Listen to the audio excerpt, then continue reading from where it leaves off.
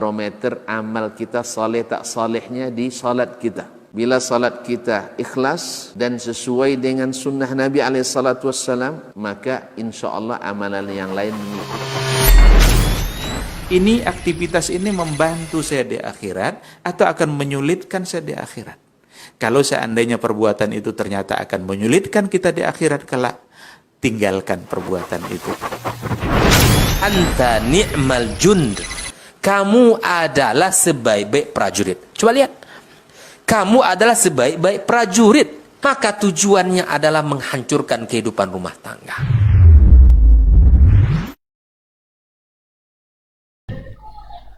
Wa asyhadu anna Muhammadan abduhu wa rasuluhu as-sadiqul amin sallallahu alaihi wa ala alihi tayyibin wa azwaji tahirati ummahatil mu'minin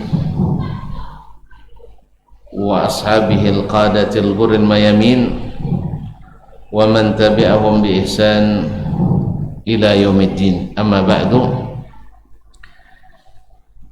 Kaum muslimin dan muslimat, al-hadirin wal hadirat wal musyahidin wal musyahidat yang saya muliakan, yang saya hormati, yang saya cintai, Bapak dan Ibu-ibu, saudara-saudari yang hadir di Masjid Abdullah bin Mas'ud radhiyallahu ta'ala anhu di Desa Perambahan Kampar, yang saya muliakan, saya hormati, yang saya cintai. Alhamdulillah, kembali kita diizinkan Allah Subhanahu wa taala sama-sama mengulang kaji tentang bagaimana kita mengenal Allah Tabaraka wa taala yang merupakan landasan utama keimanan kita kepadanya berdasarkan Alkitab dan As-Sunnah, karena di atasnya lah dibangun agama yang sahih, keyakinan yang benar yang diridai oleh Allah Tabaraka wa ta'ala. Salawat dan salam kepada baginda Nabi alaihi salatu wassalam yang telah mengajarkan agama ini kepada kita dengan seterang-terangnya, dengan menggunakan bahasa Arab yang sejelas-jelasnya. Mudah-mudahan yang jelas itu benar-benar jelas bagi kita, bukan semakin kelam atau tidak jelas. Baiklah kaum muslimin dan muslimat, para penulis di sini rahimahullah wa hafizahumullah, di dalam membahas amsilatun tatbiqiyah bi itsbatil asma'i was sifat bi dawil kitab wa sunnah, beberapa contoh aplikatif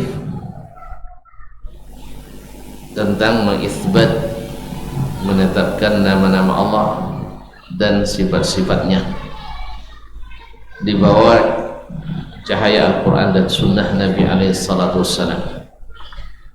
Disebutkan diantaranya Al-Hayyul Qayyum, Al-Hamid, Ar-Rahman, Ar-Rahim, Al-Halim. Kemudian di antara sifat Allah Al-Qudrah, Al-Hayat, Al-Ilmu, Al-Iradah, Al-Ulu, Al-Istiwa, Wal-Kalam. Kalau kita sampai Al-Kalam, bahwasanya berdasarkan Al-Quran dan Sunnah, Al-Quran dan Sunnah menurut pemahaman yang diajarkan oleh Nabi alaihi salatu wassalam, bahwa Al-Kalam adalah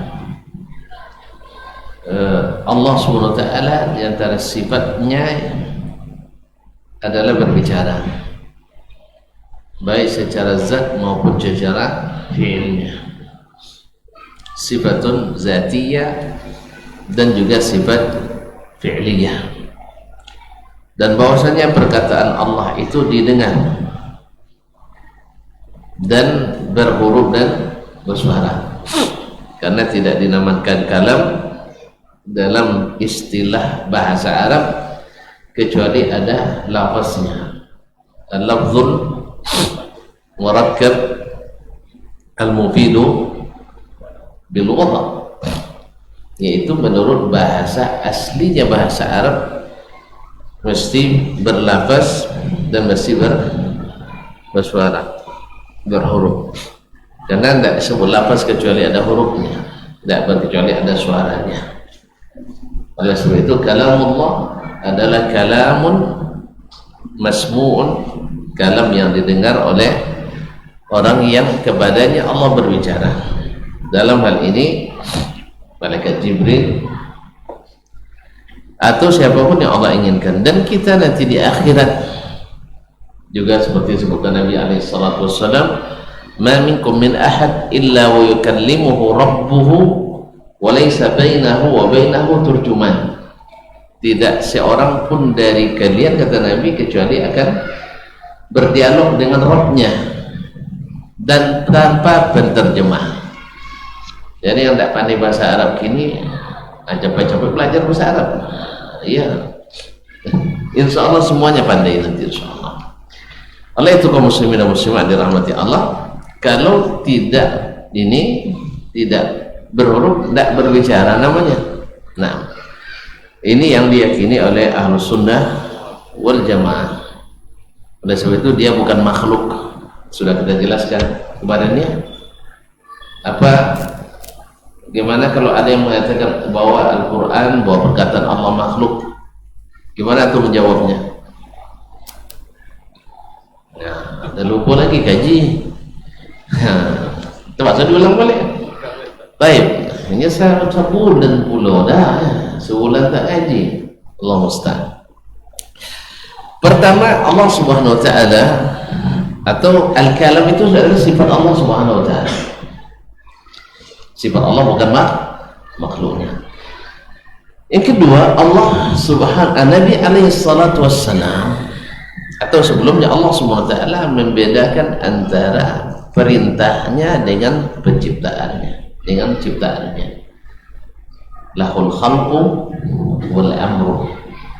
Allah yang memiliki al-khalq, bisa mencipta, wal amru, dan memiliki perintah. Itu dibedakan.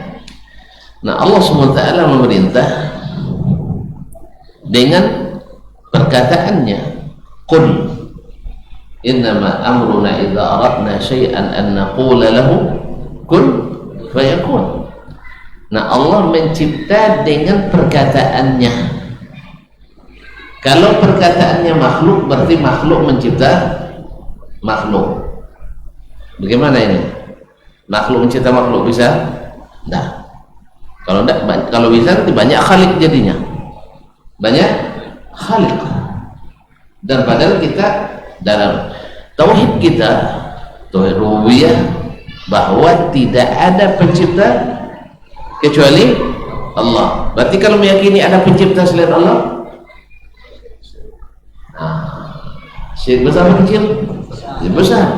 Makanya kalau seandainya yang meyakini perkataan Allah dalam makhluk, berarti dia sudah meyakini makhluk mencipta makhluk, dan ini syirik besar, merusak tauhidnya. Nak dibagi tauhid atau tidak itu urusan nanti.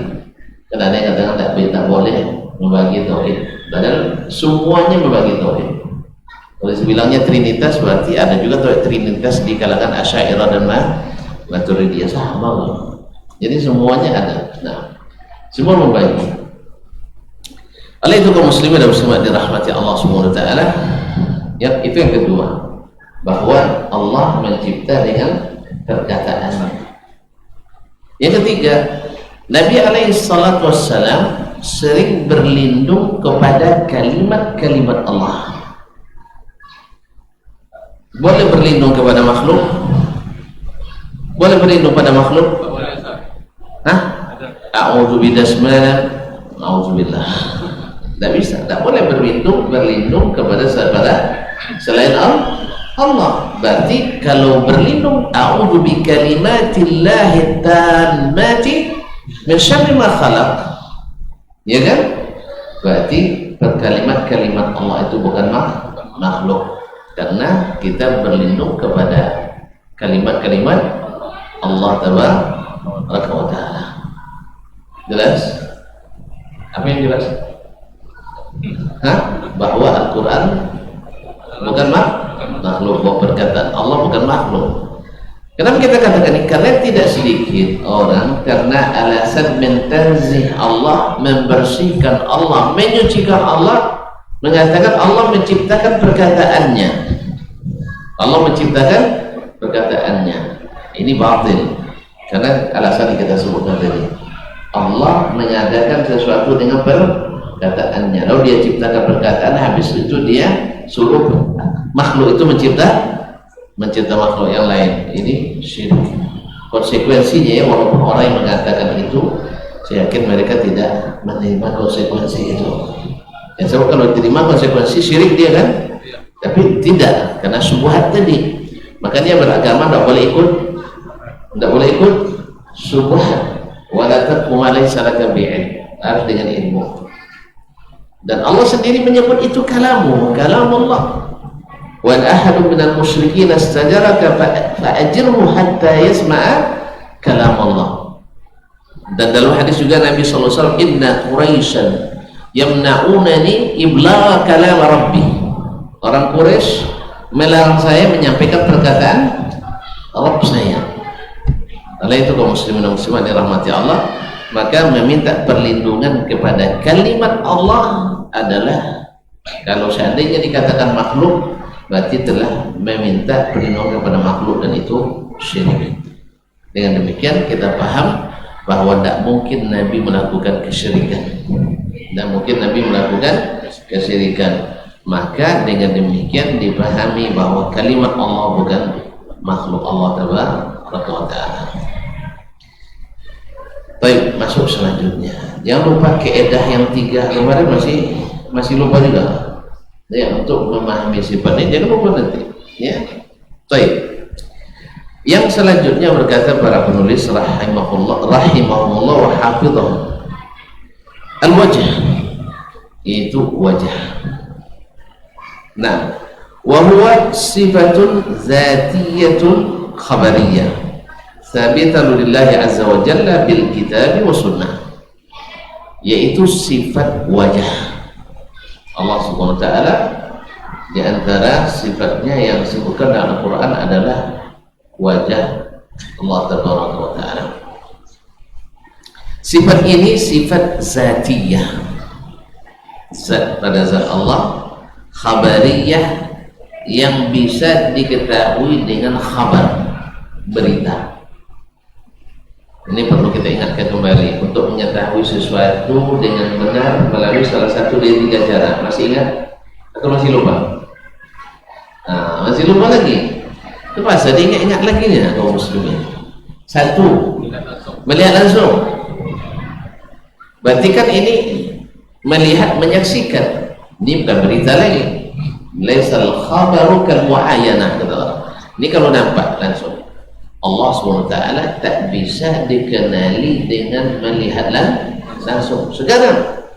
Ya saya? Bahkan besok pun la tudrikul absar wa huwa yudrikul absar. Penglihatan tak bisa meliputi Allah. Tak bisa meliputi Allah. Kita melihatnya sekedar diizinkan Allah tabaraka wa ta'ala, dan itu nikmatnya mengalahkan nikmat surga. Apa cara di sini? Tak bisa pikir-pikir lah saya. Cayo aja, bukanya kalau tak cayo tak apa jalan. Nah, jadi melihat langsung tak mungkin. Cara yang kedua yaitu melihat yang seumpamanya, atau semisalnya, atau duplikatnya, gambarnya. Dan ini juga tidak mungkin. Laisa kamitslihi syai'un. Berarti yang ketiga, tinggal lagi yang ketiga, yaitu melalui berita yang benar. Melalui berita yang benar. Nah, sekarang berita ada dalam Al-Quran. Al-Quran benar enggak? Pasti. Tidak ragu. Nah. Kemudian maknanya benar enggak atau tidak? Benar, karena Allah sendiri yang bilang Al-Quran itu bilisanin Arabiyyin mubin. Berarti bahasa Arab menjelaskan. Andainya tidak menjelas, pasti Nabi akan jelaskan dalam sunnahnya. Ternyata keterangan Nabi tentang masalah itu, tentang wajah, tetap dengan makna wajah. Tetap dengan mana? wajah, berarti itulah yang dimaksud. Nah, cuman jangan bilang kayak mujassimah, wajahnya ganteng seperti wajah saya, jangan. Ya, itu mujassimah. Atau jangan seperti ahlu at-ta'til, mu'attilah atau mu'awwilah yang tidak menerima makna wajah. Akhirnya digelarnya ahlu sunnah sebagai mujassimah. Nyinyo mujassimah tu doa awak dah. Tetap apa sih? Tetap basuh awak, tetap buat saya. Yang masuk awak untuk orang awak sini, ya. Nah, yang bahasa Indonesia untuk semua. Saya ulang lagi. Orang-orang mu'attilah supaya orang tidak menerima akidah berdasarkan sunnah ini, mereka melekatkan nama mujassimah kepada ahlus sunnah supaya orang ngeri dengarnya, supaya orang tidak mau mendengarnya, ya, sehingga dianggap mujassimah. Padahal yang mujassimah itu orang yang mengatakan Allah lahu wajhun kawujuhina, Allah punya wajah seperti wajah kita. Jelas? Jadi dia tajsim, sedangkan ahlu sunnah tidak. Kita mengimani Allah punya wajah sesuai dengan yang layak dengan kebesaran dan kesuciannya, sebab kita tidak diberitahu seperti apa wajahnya. Kan tidak ada keterangannya, punya hidung, punya mata, punya alis, kan tidak ada keterangan. Maka tak boleh kita bayang-bayangkan. Kalau bayang-bayang namanya ngigau tuh, mimpi, ya kan? Maka tidak bisa dibayangkan. Jangankan dibayang-bayangkan rupa Allah, rupa Nabi aja tidak boleh kita bayang-bayangkan, kan? Nah, jadi kaum muslimin dan muslimat dirahmati Allah, maka cara kita ahlus sunnah melalui berita yang benar, dan berita yang benar itu tak lain dan tak bukan adalah Al-Quran dan sunnah yang sahih. Sunnah yang sahih, alhamdulillah ketemu dalam Al-Quran, dalam hadis, dua-duanya mengisbat bahwa Allah memiliki wajah, tetapi bukan seperti wajah siapapun dan apapun dari makhluknya.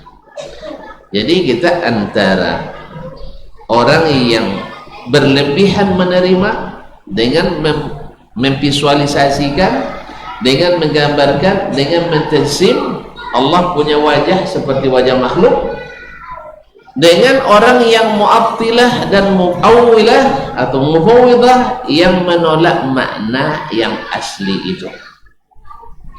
Seolah-olah Nabi belum menjelaskan ini, Allah belum menjelaskan maknanya, sehingga mereka menuduh bahwa as-salaf tak paham makna wajah sebagian. Kemudian mereka mengatakan sebagian bahwa as-salaf memahami makna yang lain. Lalu ketika kita minta mana buktinya, mana buktinya bahwa mereka menolak makna wajah itu? Oh, enggak, kami kira-kira aja. Memang asal ilmu kira-kira mau begitu. Oso-oso, rasa-rasanya. Kalau pakai rasa-rasa, kami pakai rasa-rasa pula. Rasa-rasanya sahabat tidak mungkin seperti itu. Sebab kalau ada, pasti ada buktinya. Ya kan? Bahwa sahabat bertanya ke Rasulullah SAW, ya Rasulullah, kalau Allah punya wajah, tidak takut kita tasbih ya Rasulullah? Nabi akan jelaskan itu. Oh enggak, dia tidak ada makna roh, kita tafwid saja makna ke Allah, juga tak ada dalil tentang itu. Atau jangan kalian yakini bahwa wajah itu adalah dengan makna wajah muka, pasalnya ini nanti berbahaya. Kalau itu apa? Kita takwilkan aja dengan makna ridha dan sebagainya. Baik kaum muslimin, kalau ditakwil dengan makna ridha misalnya, biasanya ditakwil dengan makna ridha. Baik, ridha itu juga ridha itu juga sifat, sifat makhluk. Makhluk juga ada sifat ridha enggak? Makhluk ada sifat ridha. Ada kan sampai nomor curedo gimana? Iya kan? Berarti ada sifat ridha.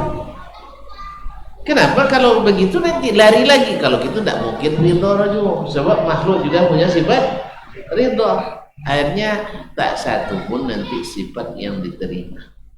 Kalau gitu tidak usahlah kita anggap aja ini berita-berita kosong yang tak ada artinya. Berarti Allah menurunkan Al-Quran sudah sia-sia. Padahal ini berkaitan dengan apa yang harus diyakini tentang dirinya Allah Tabaraka wa Ta'ala. Oleh itu kaum muslimin dan muslimat dirahmati Allah, Ahlus Sunnah wal Jamaah yaitu senantiasa memakai as-sunnah dalam membangun kebersamaan umat ini, khususnya di bab yang paling berbahaya dan paling mulia pula, yaitu bab aqidah.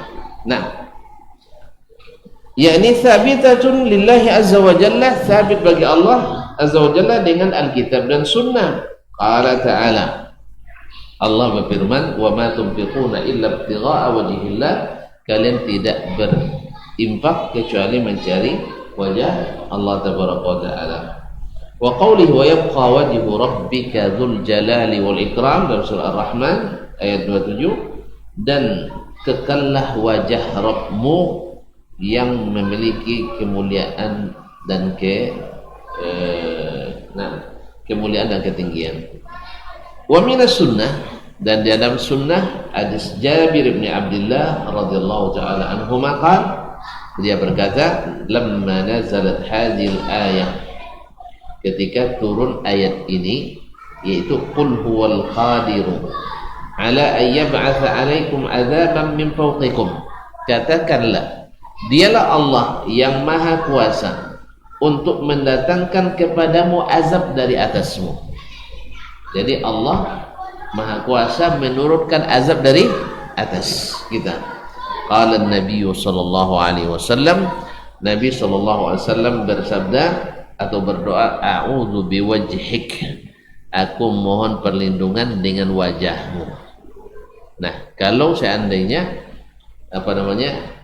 dengan wajah Allah tabaraka wa ta'ala, berarti sabit wajah Allah tabaraka wa ta'ala. Qala au min tahti arjulikum, atau dari bawah datang azab itu. Qala an-nabiy sallallahu alaihi wasallam, a'udzu biwajhik, aku berlindung dengan wajahmu. Au yalbisakum syia'an, atau membuat kalian terpecah belah menjadi banyak kelompok. Ini kan juga musibah nih kaum muslimin. Kita terpecah belah menjadi beberapa golongan dan kelompok. Ini juga azab sebenarnya. Li'anna al-jama'atu rahmah wal furqatu azab. Jadi berjamaah itu rahmat dan bercerai-berai itu azab. Maka kita semakin banyak kita bercerai-berai, semakin azab kita. Ya, masing-masing mengazab yang lain. Iya, masing-masing mengazab yang lain dengan kata-kata, dengan ucapan, dengan makian, dengan sikap, persekusi dan sebagainya. Allahumma musta'an. Jadi oleh sebab itu ini juga azab dari Allah SWT. Qala Nabi sallallahu alaihi wasallam, wa hadza aisar. Kalau ini lebih mudah. Ini lebih mudah. Apa sebab? Karena walaupun kalian berpecah belah, tapi kan ada dua petunjuk yang membuat kalian tak tersesat. Ya kan? Jadi memang dua pusaka ini yang harus dipegang teguh, dan Nabi SAW sudah tetapkan atau sudah tunjukkan jalan yang terang benderang, malamnya seperti siang, tinggal lagi kita mengikuti. Cuman kan ibaratnya orang dah jalannya juga jalannya sudah terlambat, tapi masih juga melengong-lengong kiri kanan. Nampak pula anak orang hajinan pula ini di jalan tuh. Akhirnya singgah di situ, ada masuk ke gang, ada masuk situ tak pulang-pulang. Tidak pulang, nah, ini masalah. Akhirnya ributlah sesama kita, mana sebulan tadi? Nah, di mana sih sebulan? Allahumma musta'an. Tapi kata Nabi ini mudah. Yang seperti ini lebih mudah daripada turun azab dari atas, turun azab dari bawah, habislah kita. Habis kan? Kalau habis, makanya ketika Nabi alaihissalam berdakwah ke Taif, karena Makkah sudah tidak bisa menerima dengan kondusif. Ternyata Taif lebih parah lagi penolakannya, dilempari Nabi dengan batu sampai berdarah tumitnya, ya kan? Subhanallah. Ketika itu datang malaikat Jibril dengan membawa malaikat gunung. Apa katanya? Banyak tawaran ditawarkan ke Nabi SAW untuk memberi azab pada orang Quraisy. Di antaranya adalah lau syi'ta an utbiqa alaihimul akhshabin. Kalau kau mau hai Muhammad, saya tautkan dua gunung besar Mekah ini. Kalau sudah ditautkan di atas mereka, maksudnya apa lagi? Hah? Quraisy tinggal sejarah. Quraisy tinggal sejarah. Bisa? Nah, kalau seperti ini azabnya habis. Nah, kalau sempat kita orang-orang di Indonesia ini menolak, misalnya menolak Islam, tiba-tiba datang azab dari atas, ya, hujan batu, naudzubillah, ya habis kita. Tapi alhamdulillah Nabi alaihissalam berlindung kepada Allah atau kepada wajah Allah tabaraka wa ta'ala. Maka thabata al-wajhu sifatan lillah, sabit wajah sebagai sifat Allah tabaraka wa ta'ala melalui Al-Quran dan sunnah Nabi alaihi salatu wassalam. Baik, baru satu sudah masuk waktu. Baik, azan dulu.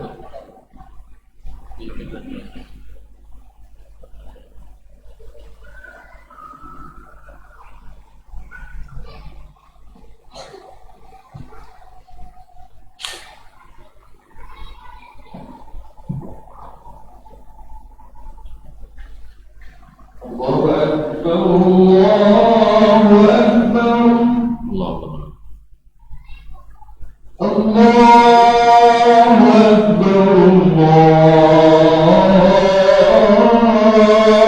Akbar. Asyhadu an la ilaha illallah.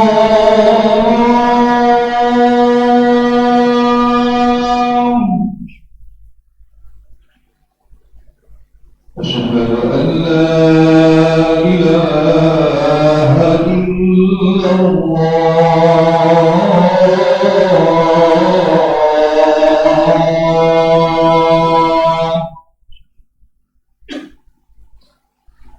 Asyhadu anna Muhammadar Rasulullah.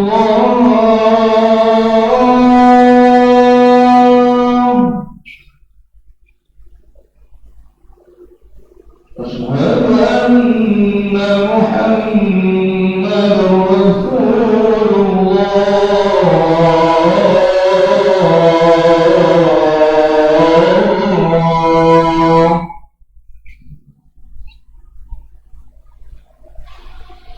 Hayya 'alas salam.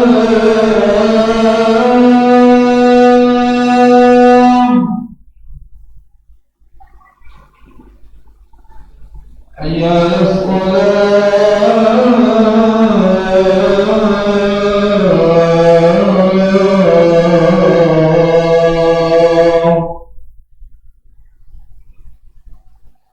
Hayya 'alal falah.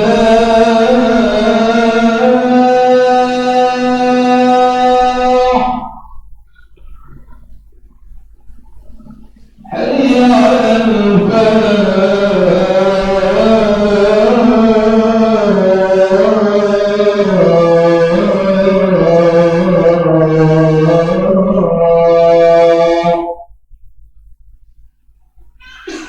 Allahu Akbar, Allahu Akbar. La ilaha illallah.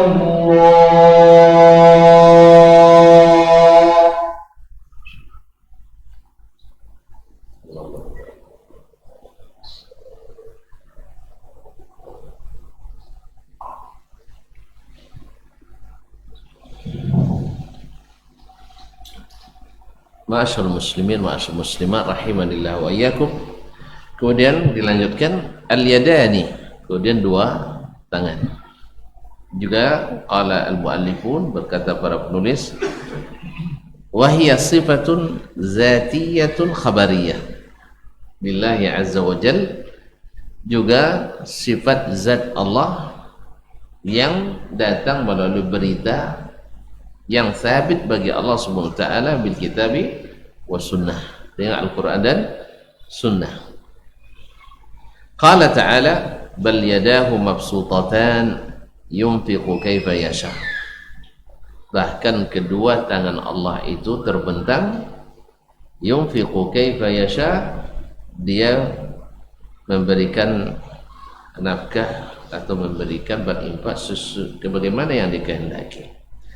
Ini jawaban ketika orang-orang Yahudi mengatakan yadullahi maghlulah, tangan Allah itu terbelenggu, berarti tidak bisa memberi apa-apa. Nah, lalu Allah jawab bal yadahu mabsutatan, bahkan tangan Allah itu terbentang memberi seperti yang dia kehendaki, tidak berhenti memberi. Al-Maidah ayat 64. Wa qawluhu ta'ala, dan perkataan Allah Ta'ala, qala ya iblis ma mana'aka an tasjuda lima khalaqtu biyadai. Wahai iblis, apa yang membuatmu tidak mau sujud kepada makhluk yang aku ciptakan dengan kedua tanganku? Jadi Adam alaihissalam, salah satu keistimewaannya adalah Allah langsung menciptakannya dengan kedua tangannya. Kalau kita pakai kun, fayakun. Nah, lupa tadi. Kun, fayakun. Kalau Adam langsung Allah sendiri yang dengan kedua tangannya. Oh, terbayang, macam mana caranya? Jangan dibayangkan. Antum jadi tukang nanti tidak selesai rumah. Karena mengerjakan rumah orang. Tak boleh dibayangkan, sudah kita sebutkan kemarin, bahwa beriman secara lupa lagi, beriman secara totalitas kepada Allah dan kalau sudah sebut Allah dan itu Rasulullah lah ya.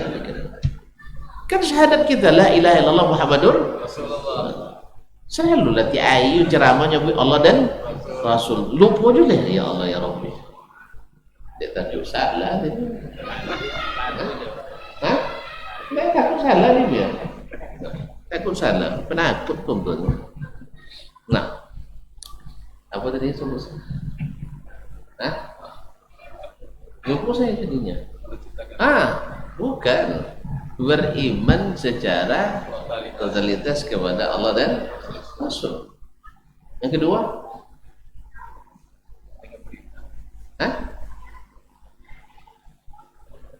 Syarah nak lulus ujian tu tak, so ulang kaji dia mula semester. Gimana yang kedua kemarin? Menyucikan Allah dari segala sifat yang menyerupai makhluk. Bagus. Yang ketiga,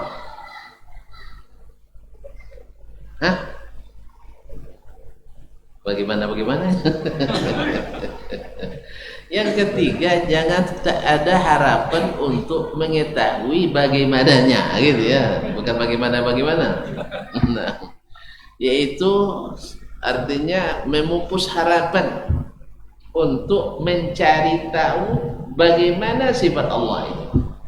Tidak ada harapan. Pasalnya kalau nak tahu, ya ketemu lah.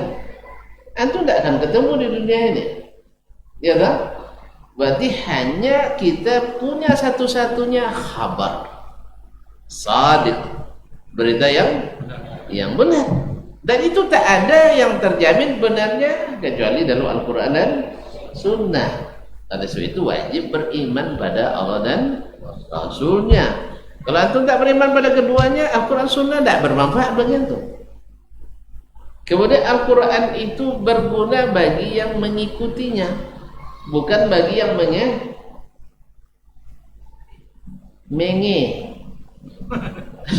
Sambunglah. Al-Quran bermanfaat bagi yang mengikutinya, bukan bagi yang mengetahuinya. Ulang lagi. Kalau hanya mengetahui, orang-orang kafir tahu. Tapi bermanfaat baginya? Enggak.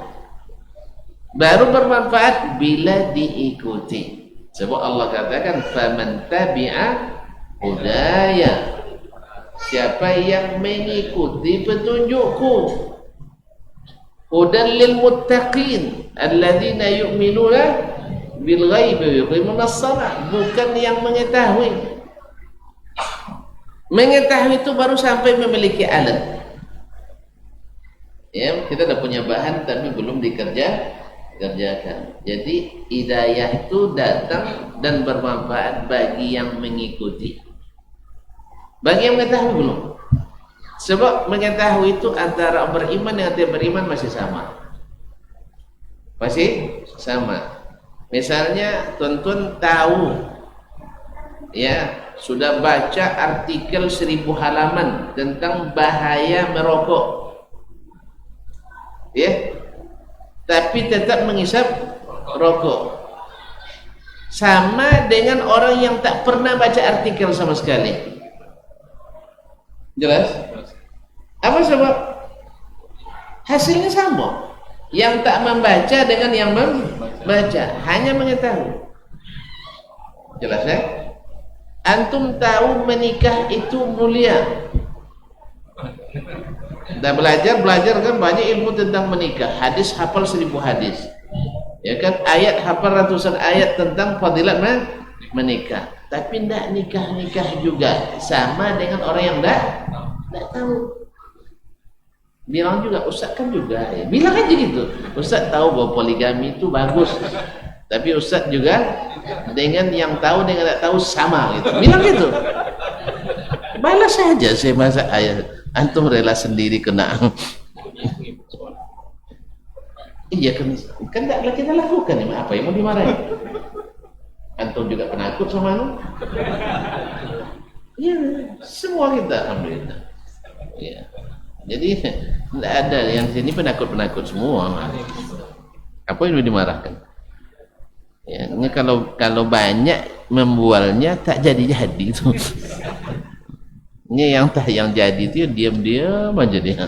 Itu jadi itu. Tapi kalau dia banyak bercerita, tidak jadi itu dah. Belagu juga. Makanya kalau banyak belagu tidak jadi. Nah, baik kaum muslimin muslimat. Jelas tadi itu? Jadi berita yang benar baru bermanfaat bila antum ikuti.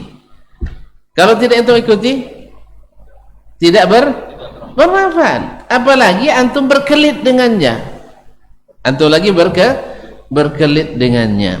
Makanya kaum muslimin al-sunnah, masya Allah, ketika turun ayat tentang ini, alhamdulillah, kita yakini seperti yang kita katakan tadi, tidak boleh menyerupakan Allah.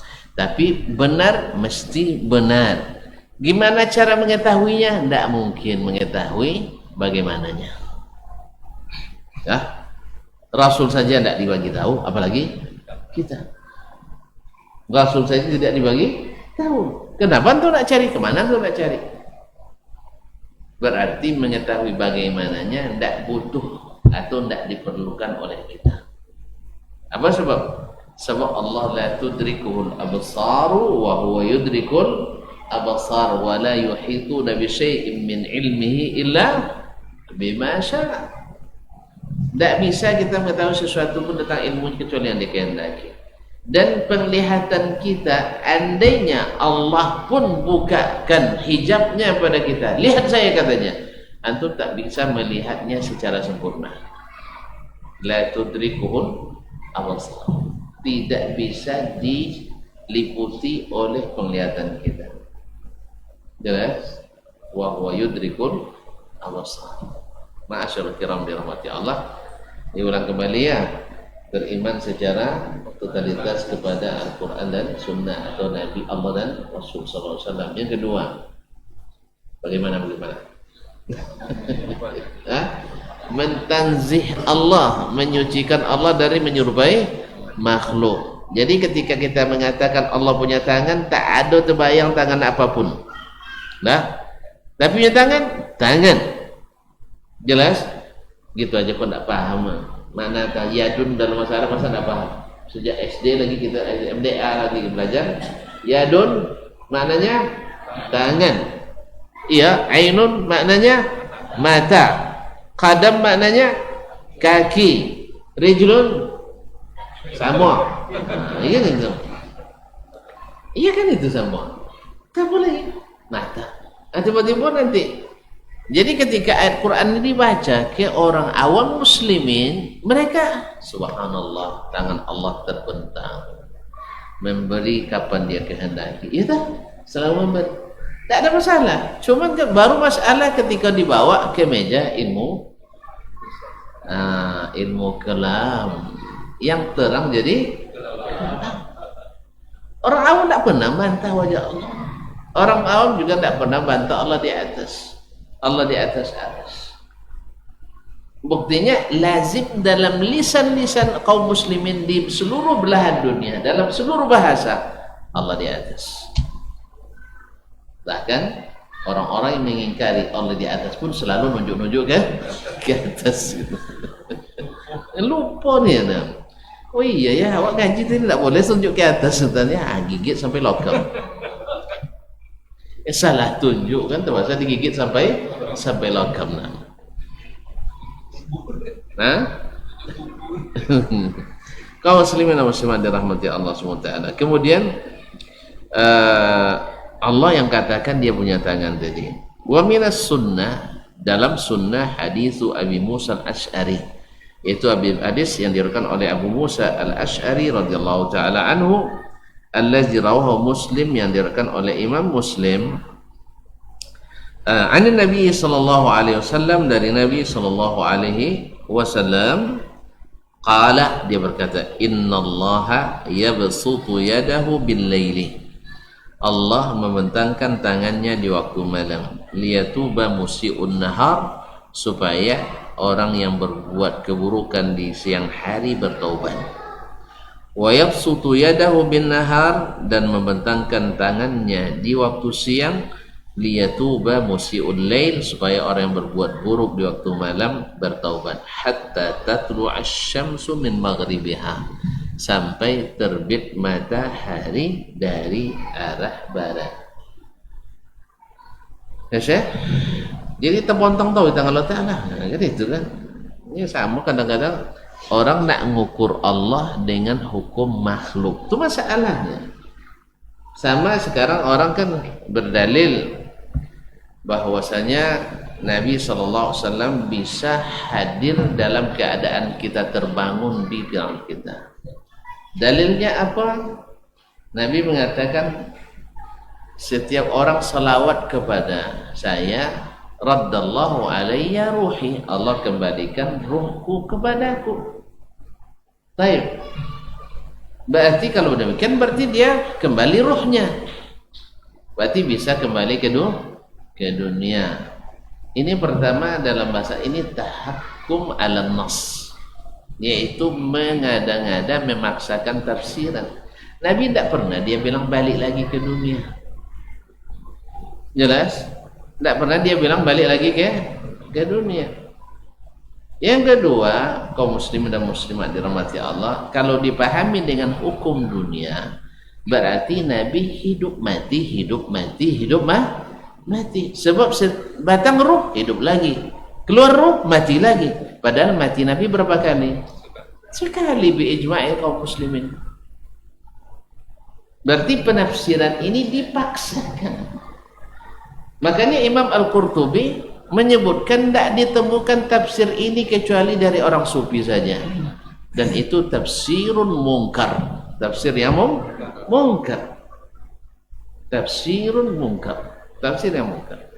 Ibnu Hajar rahimahullah ta'ala dan Balubari sudah menjelaskan, tidak pernah kalimat yaqadah itu tidak ada dalam Sahih Bukhari, tidak ada dalam Sahih Muslim, dan tidak ada dalam riwayat yang mu'tamad.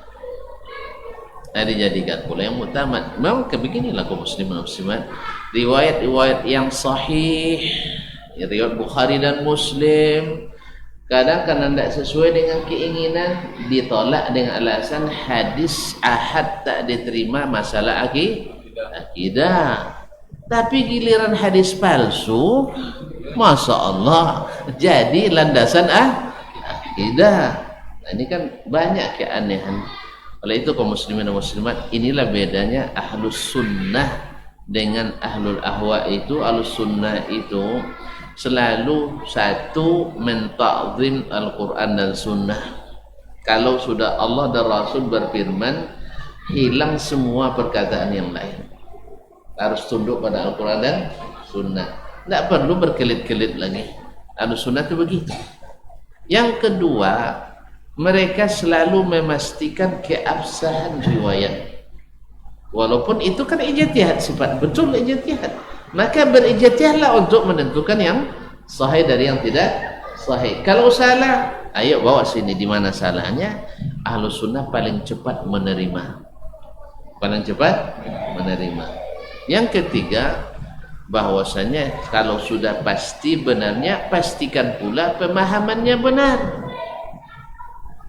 Di mana kita tahu pemahamannya benar? Nabi kan sudah ajarkan itu dulu untuk meyakini, untuk mengamalkan. Nabi sudah jelaskan. Ketika Nabi suruh begini, ini yang dimaksud oleh Allah SWT. Jangan bilang Nabi belum jelaskan. Makanya kembali ke as-salaf as-salih dalam menafsirkan itu, karena tafsiran mereka langsung diterima dari Nabi SAW. Inilah yang tiga ini kalau ditegakkan, ia orang-orang yang ahlul ahwa ketakutan dia sampai ada yang mengatakan, nulis artikel, di zaman Nabi tak ada orang pernah menanyakan sahih hadisnya atau tidak. Tak mungkin ditanyakan Nabi sahih hadisnya Rasulullah, tak mungkin. Mereka langsung dari Rasulullah Sallallahu Alaihi Wasallam. Tidak mungkin misalnya Nabi katakan, man kana yu'minu billahi wal yawmil akhir falyaqul khairan aw liyasmut. Lalu tunjuk tangan misal Umar, Rasulullah sahih hadis din. Tidak mungkin. Karena mereka mendengar langsung dari Rasulullah Sallallahu Alaihi Wasallam. Kemudian di zaman itu tak ada yang berdusta atas nama Nabi Sallallahu Alaihi Wasallam. Mereka tidak ada kepentingan bikin amalan baru. Jangan mesti berdusta atas Nabi Sallallahu Alaihi Wasallam. Kapan hadis palsu itu ada? Ketika mulai banyak aliran-aliran dalam Islam yang bersifat sempalan dalam keyakinan dan peribadatan. Apa diperlukan? Tidak ada kayu jenjang di keping. Sehingga bisa naik lagi ke rumah. Ya karena jenjangnya dari keping. Tak ada emas bungkal di asa. Tidak ada piti, amak dijual. Allah musta'an. Umah dijual maksudnya. Jadi kaum muslimin dan muslimat dirahmati Allah, ini yang betul. Ini tidak mungkin orang nanya Rasulullah sahih apa tidak. Tidak mungkin. Karena mereka beriman pada Rasulullah Sallallahu Alaihi Wasallam. Jelas? Jelas? Tidak mungkin ditanyakan sahih atau tidak ke Nabi Alaihi Wasallam. Berarti orang meragukan saya gitu. Padahal tidak boleh meragukan Nabi sedikit pun. Tidak boleh meragukan Nabi sedikit pun. Tetapi kalau yang dimaksud kaedah-kaedah, perintah memeriksa riwayat, bejibun banyak aja Al-Quran dan hadis Nabi Sallallahu Alaihi Wasallam. Ya ayyuhalladzina amanu in ja'akum fasiqun binaba'in fatabayyanu. Orang-orang yang beriman, bila datang orang fasik bawa berita, maka periksa.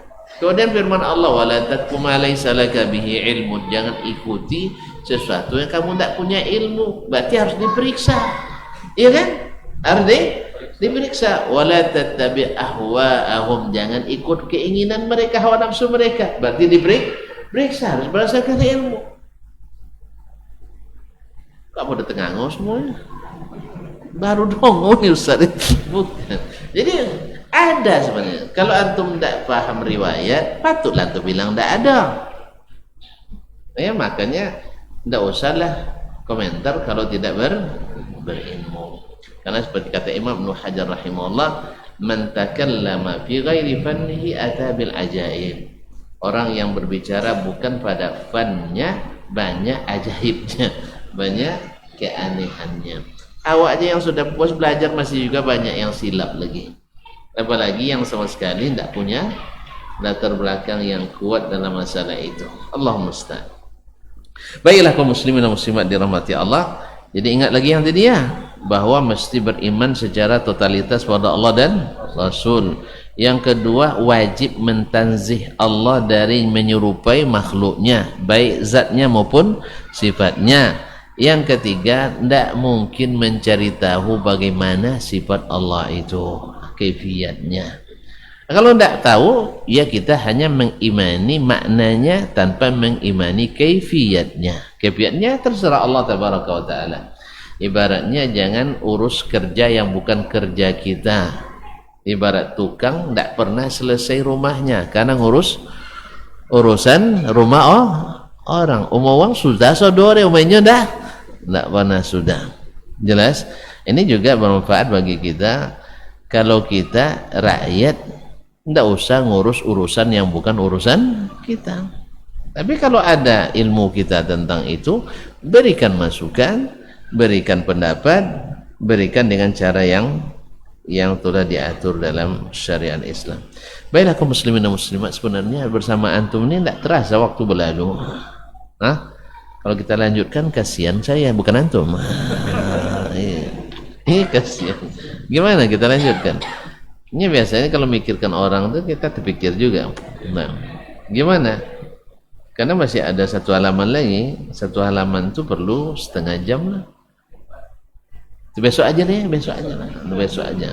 Alhamdulillah ini jujur orangnya. Alhamdulillah. Dia dah tahu. Baiklah kaum muslimin dan muslimat, berarti pada hari ini kita mengambil belajar dua sifat Allah yang wajib diimani oleh kaum muslimin dan mukminin karena terdapat dalam kitabullah dan sunnah Rasulullah sallallahu alaihi wasallam, dan tidak kita temukan dalil dari Al-Quran dan sunnah yang menolaknya kecuali ayat-ayat yang disalahpahami. Ayat-ayat yang pahami, misalnya laisa kamitslihi syai'un, tidak ada serupa dengannya. Kalau dia berwajah berarti serupa dengan makhluk, berarti mari kita ajarkan biar tidak serupa, biar tidak serupa ya. Laisa kamitslihi syai'un, ini ayat luar biasa nih, karena firman Allah bisa dipasang dalam setiap sifat. Nah, laisa tidak ada, kamitslihi semisalnya. Nya di sini kepada siapa? Allah tabaraka taala. Syai'un ya selain Allah tabaraka taala. Taib, sekarang bicara tentang zat sama dan bicara tentang sifat. Ini kita pasangkan sifat di sini. Ha hu hi tadi kan apa dhamir dia ke zat Allah tabaraka taala kembalinya. Sekarang masukkan sifatnya. Laisa kamitsli wajhihi wajhun, tidak ada wajah yang semisal wajahnya. Pas kan? Ya kan? Jadi ketika kita mengimani Allah punya wajah, tidak serupa dengan wajah manapun. Jelas? Jelas kan? Jadi ayat dan hadis terpakai semuanya, tidak ada yang terbuang. Tapi kalau antum tolak nanti dengan takwil, dengan tafwid, banyak yang dikarantina atau diisolasi. Kalau isolasi tidak bisa berjarak dosa. Banyak yang stres apa-apa gara-gara isolasi. Kecil lama isolasi itu, dan saya menikmati isolasi. Kalau saya memang menikmati, pasalnya bisa tidak hadir di sini. Ya ketika isolasi bisa istirahat, alhamdulillah gitu. Iya lama makan dalam lu kan. Mohon maaf aja ya, bukan senang tak ngaji, cuman itulah masa saya istirahat gitu. Kadang-kadang sekali 4 tahun tuh disuruh istirahat. Ini udah mulai tambah dekat nih, sekali 2 tahun lagi.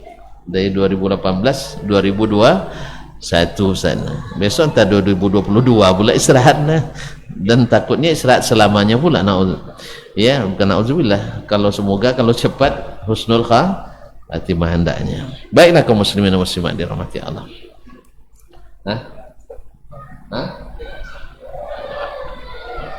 Firasat. Enggak. Kaum muslimin dan muslimat. Sampai di mana tadi saya? Laisa kamitslihi, bagus antum, laisa kamitsli syai'un.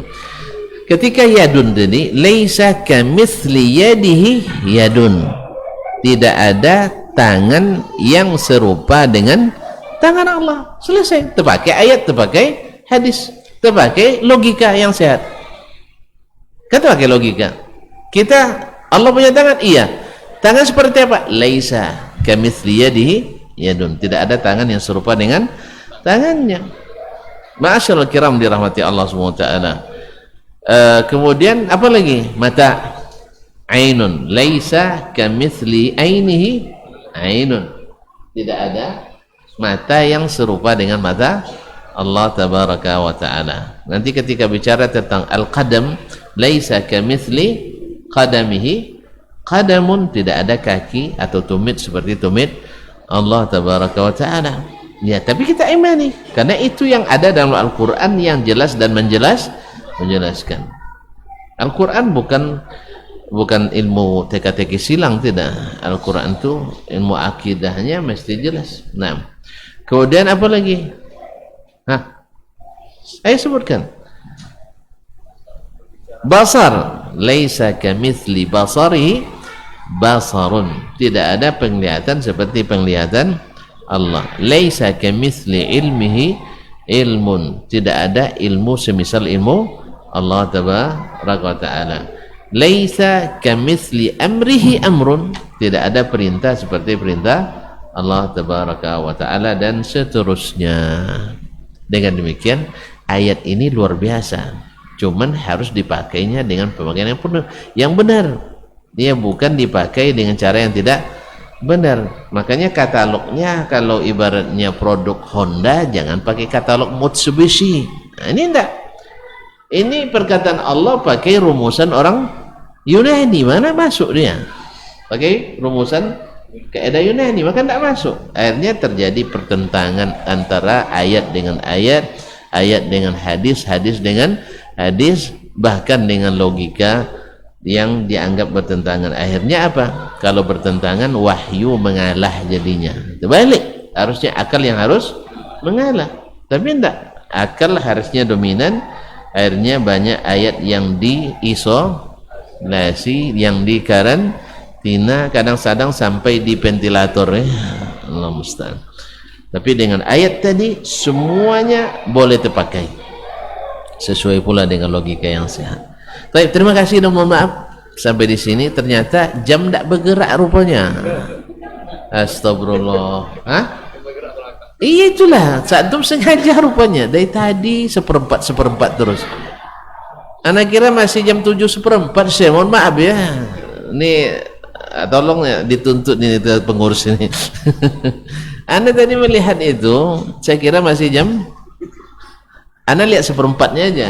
Oh, masih ada waktu. Ternyata sudah jam berapa? La haula wala quwwata illa billah. Ya, sampai sini dulu ya. Mudah-mudahan bisa bertemu kembali. Wallahu taala alam, wa sallallahu ala nabiyyina Muhammadin wasallam. Wa subhanakallahumma wa bihamdik, asyhadu an la ilaha illa anta, astaghfiruka wa atubu ilaik. Wassalamualaikum warahmatullahi wabarakatuh.